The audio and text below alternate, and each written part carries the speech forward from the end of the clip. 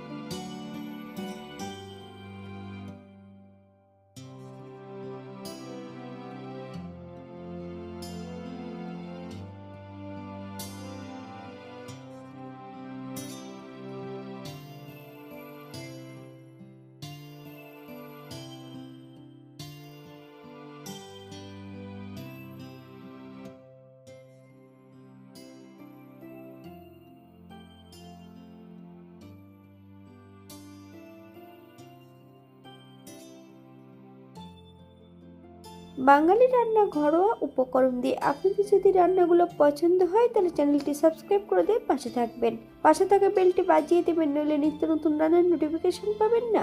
আমার এই চ্যানেলে আমিষ, নিরামিষ এবং বিভিন্ন ধরনের শাকের রেসিপি দেওয়া আছে। আপনাদের যদি পছন্দ হয় তাহলে চ্যানেলটি ঘুরে একবার দেখে নেবেন।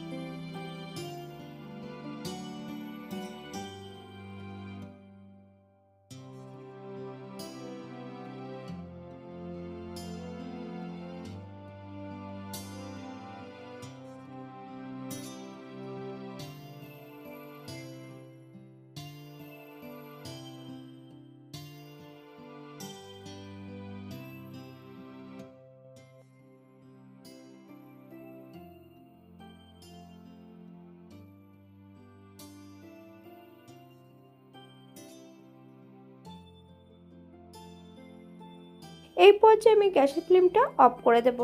5 মিনিটের জন্য স্ট্যান্ডিং টাইম দিতে হবে, তারপর সার্ভ করব।